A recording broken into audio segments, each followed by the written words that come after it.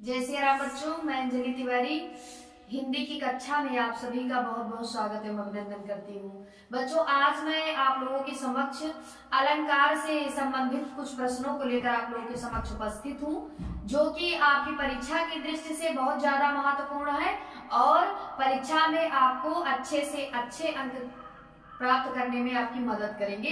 तो आइए उन्हीं प्रश्नों पर हम लोग दृष्टि डालते हैं कि वो कौन कौन से प्रश्न हैं जो आज की कक्षा में मैंने लिया है। उन प्रश्नों को आइए देखते हैं। बच्चों, पहला प्रश्न है हमारा, अलंकार विस्तृत रूप में हम आप सभी को पढ़ा चुके हैं। अगर आपने उन अलंकार की वीडियो को ना देखा हो तो नीचे डिस्क्रिप्शन बॉक्स में उसका लिंक दिया गया है। आप वहां पे जाके सारे अलंकारों को, यानी जितने भी अर्थालंकार या शब्दालंकार, जितने भी आपके पाठ्य पुस्तक में संकलित है अलंकार, उतने अलंकार आपको आसानी से वहां पे मिल जाएंगे और उनको पहले आप डिस्क्रिप्टिव रूप में पहले आप पढ़ लीजिए, फिर उसके बाद आप इन प्रश्नों को हल करने का प्रयास करें। तो आइए पहला प्रश्न हम लोग देखते हैं कि कौन सा है। तो बच्चों, पहला प्रश्न है, चरण धरत चिंता करत चितवत चारु ओर सुमरन को खोजत फिरत कवि व्यभिचारी चोर। तो यहाँ पे ऑप्शन दिया है बच्चों, का नंबर उपमा, ऑप्शन नंबर खा है रूपक, ऑप्शन नंबर गा है यमक और ऑप्शन नंबर घा है श्लेष। आपको बताना है कि जो ये उक्त पंक्ति है इसमें कौन सा अलंकार है। तो बच्चों, यहाँ पे देखिए सुमरन एक शब्द आया है, सुमरन शब्द यहाँ पे श्लिष्ट है और सुमरन के एक से अधिक अर्थ है, इसलिए यहाँ पे कौन सा अलंकार हो जाएगा बच्चों, तो वो हो जाएगा आपका घा नंबर यानी श्लेष अलंकार। श्लेष अलंकार की परिभाषा होती है बच्चों कि जिस कविता में एक शब्द एक ही बार प्रयुक्त हो किंतु उसके एक से अधिक अर्थ हो। शब्द तो एक ही रहेगा बट उसके अर्थ जो रहेंगे वो एक से अधिक रहेंगे, तो वहां पे आपको जान लेना है कि श्लेष अलंकार है।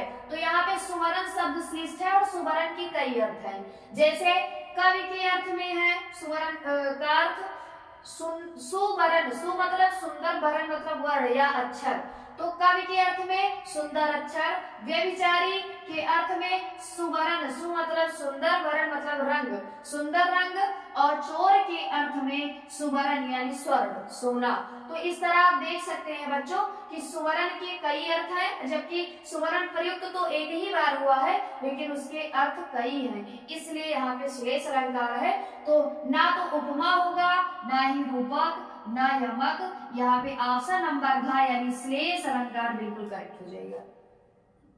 इसी क्रम में अगला प्रश्न है हमारा बच्चों, ऊधव जोग जोग हम नाही, उक्त पंक्ति में कौन सा अलंकार है आपको बताना है। तो ऑप्शन नंबर का है अनुप्रास, ऑप्शन नंबर खा है यमक, ऑप्शन नंबर गा है श्लेष और ऑप्शन नंबर घा है रूपक। तो पहले एक बार पुनः हम इसको पढ़ते हैं, ऊधो जोग जोग हम नाही। आप देख सकते हैं जोग जोग, यहाँ पे शब्द की आवृत्ति हुई है जोग शब्द की, देखिए। तो जहां पे एक शब्द एक से अधिक बार आए किंतु उसका अर्थ अलग अलग हो, वहां पे यमक अलंकार होता है। तो यहाँ पे देखिए, और जोग शब्द तो एक से अधिक बार आया है, अब इसका अर्थ भी अलग अलग होना चाहिए। तो ऊधो जोग जोग हम नाही, हे ऊधो हम जोग यानी योग साधना के, और एक का मतलब होता है जोग का योग्य, तो यानी हम योग साधना के योग्य नहीं है, हे ऊधो हम योग साधना के योग्य नहीं है। तो यहाँ पे आप देख सकते हैं जोग जोग का अलग अलग अर्थ है, तो इसलिए यहाँ पे यमक अलंकार करेक्ट हो जाएगा। ना तो इसमें अनुप्रास है, ये भी रंग है, ये भी रंग है और ये भी रंग है, यहाँ पे यमक वाला ऑप्शन बिल्कुल करेक्ट हो जाएगा। अगला प्रश्न है बच्चों हमारा, बंदव कोमल कमल से जग जननी के पाय, उक्त पंक्ति में कौन सा अलंकार है। बच्चों, यदि एक बार आपने इन पंक्तियों को पढ़ लिया और अच्छे ढंग से आपने इसे सॉल्व कर लिया तो परीक्षा में जब आप देखेंगे इन प्रश्नों को तो आप स्वयं से ही जान जाएंगे कि यहाँ पे कौन सा अलंकार है, अगर एक भी बार आपने इन प्रश्नों को अच्छे ढंग से पढ़ा है तो। बंदव कोमल कमल से जग जननी के पाए, उक्त पंक्ति में कौन सा अलंकार है? तो ऑप्शन नंबर का दे रखा है उत्प्रेक्षा, ऑप्शन नंबर खा है उपमा, ऑप्शन नंबर गा है रूपक और ऑप्शन नंबर घा है दृष्टांत। तो बच्चों पहले आप लाइन को अच्छे ढंग से पढ़ें। बंदव कोमल कमल से आ गया, तुरंत आप जान लीजिए उपमा अलंकार है, क्योंकि उपमा अलंकार का जो वाचक शब्द होता है बच्चों वो होता है सा, सम, सरिस, इव, तुल्य, सदृश, के समान। तो ये सारा जो वाचक शब्द है वो उपमा अलंकार का है। अगर आप इन शब्दों को देखें कहीं तो आप तुरंत जान ले कि वहां पे उपमा अलंकार है। अगर आपको परिभाषा नहीं भी पता है तो इन शब्दों को आप देखकर ये अनुमान कर सकते हैं कि यहाँ पे उपमा अलंकार है। तो यहाँ पे खा नंबर ऑप्शन यानी उपमा अलंकार करेक्ट हो जाएगा। फिर अगला उदाहरण है बच्चों, बहुत ही ज्यादा प्रचलित उदाहरण है, तरनी तनुजा तट तमाल तरुवर बहुछाए। तरनी तनुजा तट तमाल तरुवर बहुछाए। आप देख सकते हैं बच्चों यहाँ पे ता अक्षर कई बार आया है।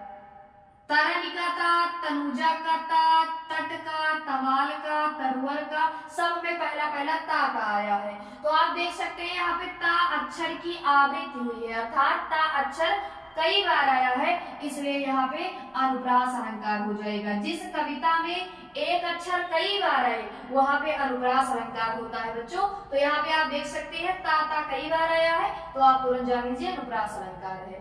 और एक उदाहरण, रघुपति राघव राजा राम पतित पावन सीता राम।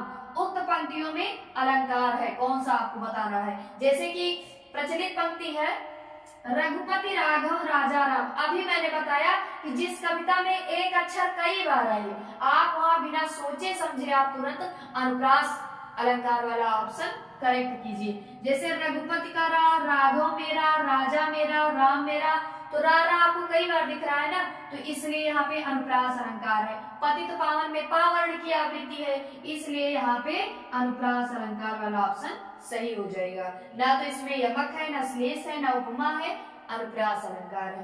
तो बच्चों ये था आपका अलंकार से संबंधित प्रश्नोत्तरी। कल पुनः हम उपस्थित होंगे अगले प्रश्नोत्तरी के साथ। तब तक के लिए जय सिया राम, जय जय सिया।